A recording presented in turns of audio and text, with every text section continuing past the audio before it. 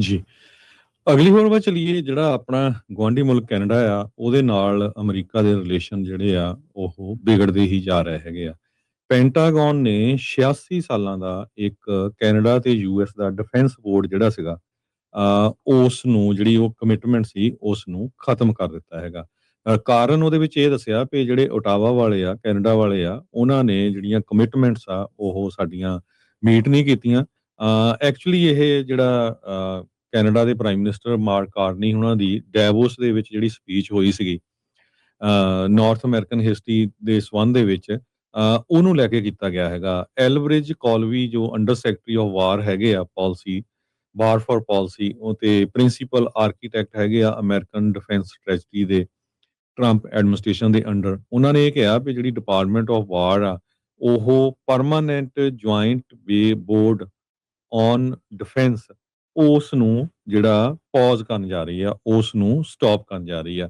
ਸੋ ਸਰੋਤਿਆਂ ਨੂੰ ਦੱਸਦੇ ਜਾਈਏ, ਇਹ ਜਿਹੜਾ ਬੋਰਡ ਆ, ਇਹ ਫਰੈਂਕਲਿਨ ਰੂਜ਼ਵੈਲਟ ਜਿਹੜੇ ਪ੍ਰੈਜ਼ੀਡੈਂਟ ਸੀ ਤੇ ਮੈਕੈਂਜੀ ਕਿੰਗ, ਉਹਨਾਂ ਦੇ ਟਾਈਮ ਦੇ ਉੱਤੇ ਨਿਊਯਾਰਕ 'ਚ 1940 ਦੇ ਵਿੱਚ ਜਿਹੜਾ ਸਾਈਨ ਅਪ ਹੋਇਆ ਸੀ।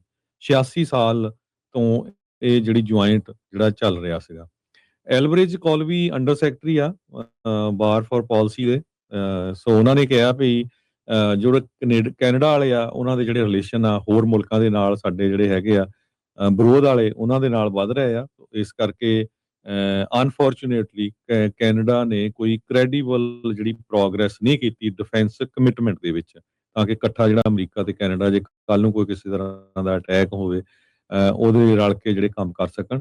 ਸੋ ਇਸ ਕਰਕੇ ਜਿਹੜਾ ਆ, ਅਸੀਂ ਇਹਦੇ ਤੇ ਪੌਜ਼ ਕਰਨ ਜਾ ਰਹੇ ਹੈਗੇ ਆ।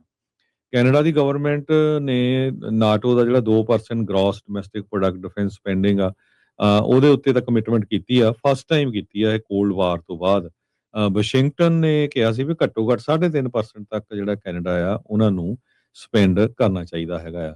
ਟਰੰਪ ਉਹਨਾਂ ਨੇ ਪਿਛਲੇ ਦਿਨਾਂ 'ਚ ਕੈਨੇਡਾ ਦੇ ਬਾਰੇ ਕਿਹਾ ਸੀ ਵੀ 100% ਟੈਰਿਫ ਅਸੀਂ ਲਾਉਣ ਜਾ ਰਹੇ ਹਾਂ, ਤੇ ਜਿਹੜੀ ਇਹਨਾਂ ਦੀ ਹੁਣ ਰਿਲੇਸ਼ਨ ਇੱਕ ਨੈਫਟਾ ਸੀਗੀ, ਉਹ ਵੀ ਹੁਣ ਖਤਮ ਹੋਣ ਵਾਲੀ ਹੈਗੀ ਆ। ਉਹ ਕਿਸ ਤਰ੍ਹਾਂ ਜਿਹੜਾ ਹੁੰਦਾ ਹੈਗਾ, ਨਾਫਟਾ ਯੂਐਸਐਮਸੀਏ ਨਾਫਟਾ ਤਾਂ ਕਦੀ ਖਤਮ ਹੋ ਗਈ ਆ।